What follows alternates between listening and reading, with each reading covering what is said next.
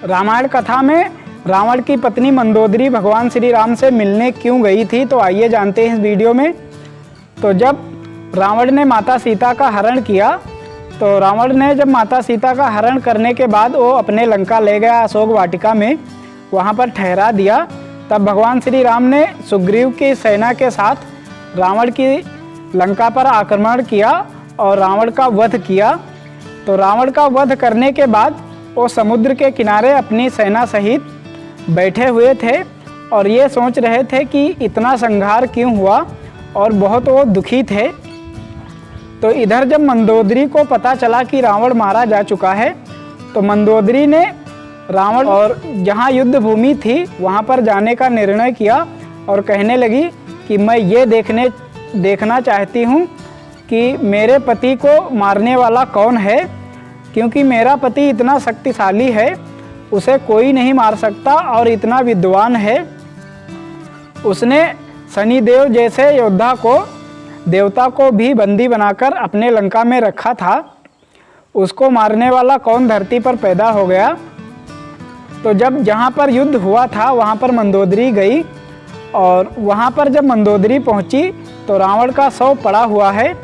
वहीं पर जाकर देखने लगी, किसी से पूछा कि मेरे पति रावण को मारने वाला योद्धा कौन है। तो एक वानर ने बताया कि वो समुद्र के किनारे देखो बैठे हुए हैं। तो जैसे ही मंदोदरी भगवान श्री राम के पास जाने लगी, तो भगवान श्री राम ने परछाई देखकर उठकर खड़े हो गए और मंदोदरी के आगे हाथ जोड़कर खड़े हो गए और कहने लगे, माता मुझे क्षमा कर दें, मैंने आपके पति का वध किया है, लेकिन आपका पति जो था वो अधर्म कर रहा था, अन्याय कर रहा था, इस कारण मुझे मारना पड़ा।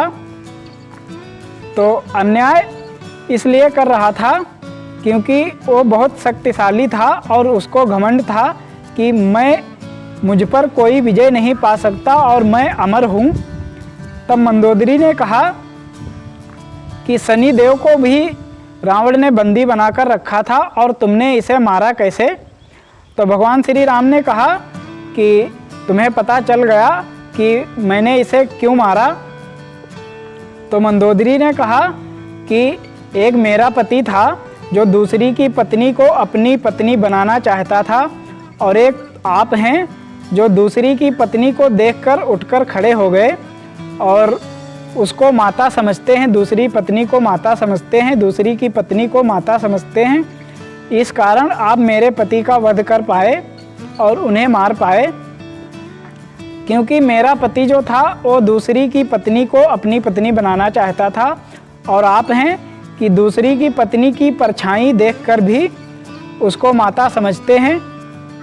माता सीता के हरण के पहले जब लक्ष्मण जी ने लक्ष्मण रेखा खींची थी, तो वो इतनी शक्तिशाली कैसे थी, और उसमें जो रावण प्रवेश करता तो रावण का वध हो जाता, वो जलकर भस्म हो जाता। तो लक्ष्मण रेखा इतनी शक्तिशाली कैसे थी। तो जब भगवान श्री राम को 14 वर्ष का वनवास हुआ, तो 14 वर्ष तक वन में लक्ष्मण जी जो थे वो एक योगी की तरह रह रहे थे, एक साधु की तरह रह रहे थे। जैसे कि वो बगैर कुछ खाए रह रहे थे, यानी कि वो भोजन नहीं करते थे, कंदमूल फल खाते थे और बगैर अपनी पत्नी के रह रहे थे। तो एक वनवासी की तरह, एक योगी की तरह वहाँ पर ज़िंदगी बिता रहे थे। तो ज़िंदगी बिताते एक वनवासी को जब कुछ समय हो जाता है वन में रहते रहते, तो उसमें एक अपार शक्तियाँ आ जाती हैं। और लक्ष्मण जी को उनके गुरु ने एक मंत्र सिखाया था कि उस मंत्र से, ऐसा एक मंत्र था लक्ष्मण जी के पास, जो उस मंत्र से वो कोई भी रेखा खींच देते, तो चाहे जितना भी शक्तिशाली व्यक्ति क्यों ना हो, उस रेखा को पार नहीं कर सकता।